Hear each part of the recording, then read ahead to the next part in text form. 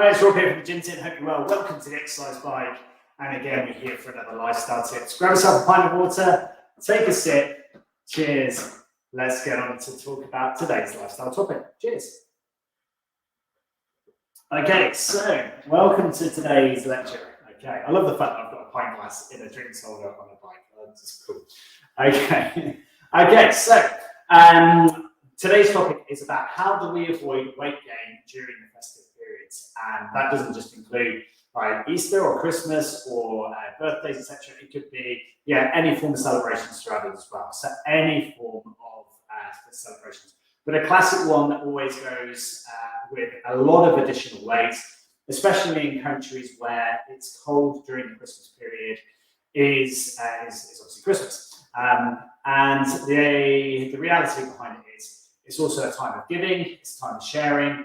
A lot of people don't know what to give as a present as well, so normally that will be substituted with the present will be some form of food or drink based. Okay, so let's have a look right at what this is all about.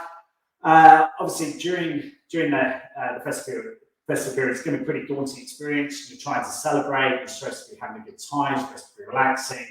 You're also probably moonlighting a bit, you're trying to have a bit of fun and probably spending a little bit more exuberantly and using high decadence as well. And those are all brilliant things. Enjoy it, have a great time with that as well. But over that period of time as well, we've got to be sure that you're getting plenty of exercise and being conscious of the amount of calories that's going in. Think about it over your 7-day period. Think about that 7-day period. How's it all working for you? Do you need more calories? Do you need less calories into that period of time? Is it over on that Christmas day itself that you're going to take on maybe 3,500-4,000 calories because of the amount of food, drink, and everything else that goes with it? And if it does, and that's what it is, then bear in mind that it's not just the calories intake in that one day that matters, it's about over that 7-day period, or maybe the 40-day period as well, because you've obviously got New Year's that comes in at the end of it. So be diligent on that as well. If you know that you want to maintain your weight over that period of time, you need to know what your basal metabolic rate is. And if you know how much that is, and say 1,600 calories, over the 7 days, take the average and make sure that you're eating roughly that. Have that plan ahead. Now, if you know that you're going to go to a friend's or family's or whatever, and you know that those portion sizes are going to be huge, be cunning here. Try and get a smaller plate. I know this is very holistic and everything else, but do ask and explain your situation to the host. The host is going to want to make sure you have the best possible time. And if you know that a portion size is going to be that big for you, then you want a plate that's going to be about that big as well. If it's a plate that's this big, you are going to fill it. And it's because of the festivities. There is going to be lots of food on the table, lots of things that you've not tried before. And as a result, you're going to want to take part in that. You don't want to let the host down because you feel rude by doing so. So you're intaking and taking more on. So just be mindful that calories in, calories out is where you're going to either gain or lose weight or maintain. And if it's roughly the same as what you normally allow for your basal metabolic rate, you're probably going to maintain that weight. If, however, and the evidence is quite clear, that the amount of that is very high in carbohydrate, low in fiber, lots of high sugar, probably very high in fat as well, you're going to put in a lot of calories just by eating one set food. So be mindful about what that is. And as I say to all my clients as well, think about, are you getting enough protein? Now, the amount of protein that should be in every single meal as a bare minimum is between 25 and 30 grams per meal. Now, if you're looking at that meal and you're going, there's no way I'm getting that protein intake, then amend it, adjust it, okay? Make sure you are. Get nuts, pulses, legumes, all these type of things into your diet.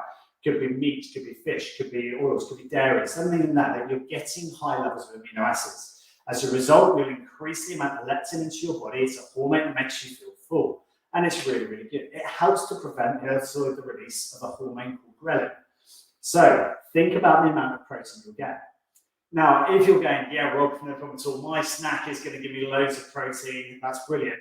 I also want you to then look at the second component of it, and the second part is fiber, because there's strong links between higher levels of fiber into your diet and a reduction in the amount of carbohydrate you want as a result. So it's going to cap you at that point. So have you got enough calories? Have you got enough Have you got enough protein? Have you got enough fiber?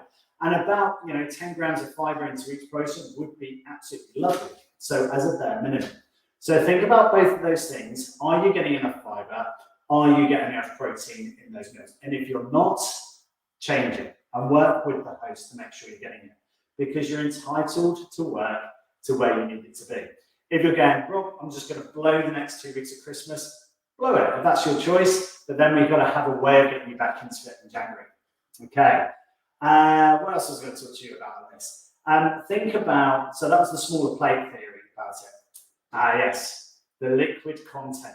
How many calories are coming in from what you're drinking as well?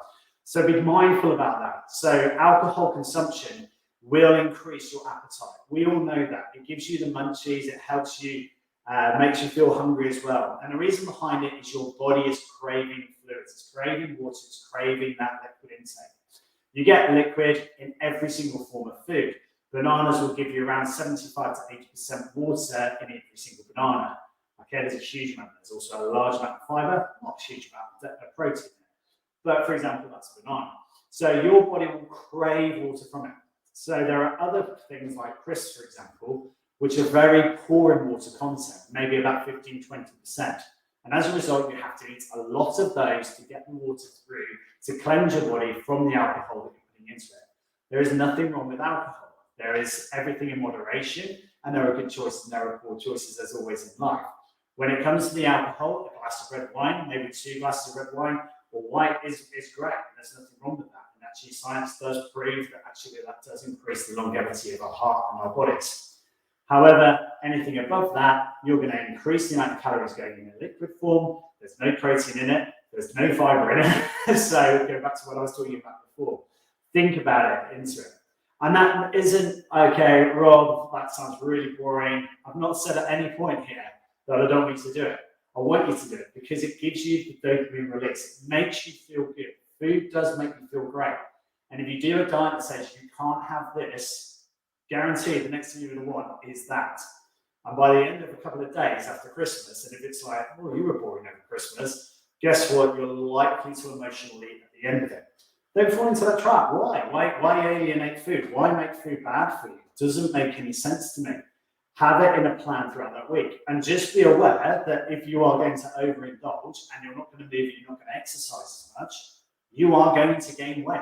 And that is the principle behind it all. Unless you've got a really great metabolism that knows that it doesn't want to store the extra weight because it's going to be hard work, which isn't the same for, I would say, anecdotally, like less than 1% of our country. The majority of us have got more sedentary jobs and not moving as much. So if that's you, just bear that in mind with it as well. So lots of information here.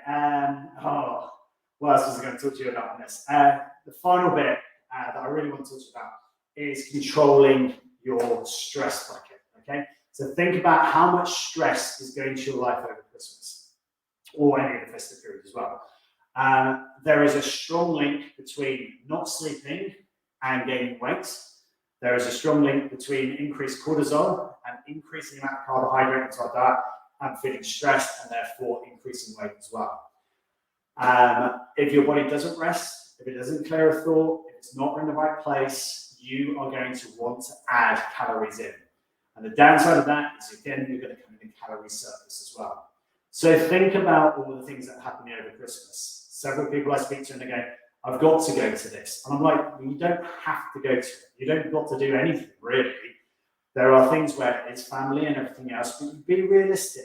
Maybe that they don't want to see you either, okay? That could be life, okay? If that's the case, don't then say, right, we're going to have 3 days together. Maybe say, right, we're going to stop in for a few hours together and spend some time and celebrate and enjoy that period of time.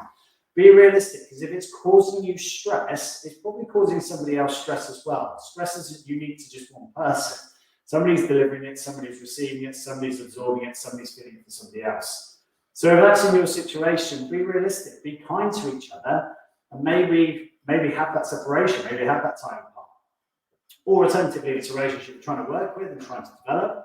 Invest quality time into it, where you have some nothingness, some space, and you can just chat and enjoy your time as well. But be mindful of the stress bucket, what you're putting in. Is it too much? Can you reduce it? Can you stay in control of it? And if you can, you will find that it's easier to maintain the calorie intake and you'll be fine at the end of it. And then finally with that then comes to your 7-day plan over the Christmas period. It could be that you're going to have some overindulgence days and you're going to have some lower calorie days. And that's great because the average over the week will be brilliant. You don't always need food in. You can last 20 days without food, 21 days without food. But of course, you can then reduce that back down so that you're having maybe a fast day for 24 hours. Maybe look at putting that through your holiday period. If you're concerned about massively gaining weight over that period of time, or alternatively, you want to hit the new year, for example, and be already on the front foot. So allow that to happen. Right, loads of information there for you. I hope that was really helpful. As always, if I can help, please do get in contact. Let's just have a bit of a recap into that as well. So just think about it totally about the amount of calories that are going in over the Christmas period. Think about the food that's going in. Try and, there's a good point as well. Try and weigh yourself regularly over the Christmas period. You know that there's going to be that plateau as well. A lot of people go, babies in mouthwaters, I'm going to shut that out now because actually I've eaten enough for 4 people. We're going to stand on the scales and it's going to be absolutely horrific. And some people I know, they're actually eating for 4 people and then they stand on the scales and they've lost weight or it's maintained. And in some cases, it's not as bad as what they were thinking. I think they put a stone on overnight. It just doesn't happen like that. Similarly, when you're trying to lose weight, you don't lose a stone overnight either. So, so do think about that as you're doing it. Think about the quality of the food you're putting in. Are you getting enough protein? Are you getting enough fiber into it? Are you, have you got the right balance with that in your diet? Think about your stress bucket. Think about your cortisol. Get your sleep in as well. And just enjoy your time as much as possible. Remember, you're here to be active and happy with people. You're an organism designed to move, designed to eat, designed to reproduce. So go and have some fun. Go and enjoy yourself as much as you can, whichever of those 3 you're going to pick. Hey, go and have a great time wherever you are. Have a very happy Christmas, Easter, birthday, whatever you're doing when you're watching this one, and enjoy yourself. That's the most important thing. Brilliant. Take care. Thanks very much for joining me. Grab your water, hydrate, and as always, please leave any comments. I'll speak to you next time for the next one. Cheers. My legs are a bit tired after that. God, must have been active. Good stuff.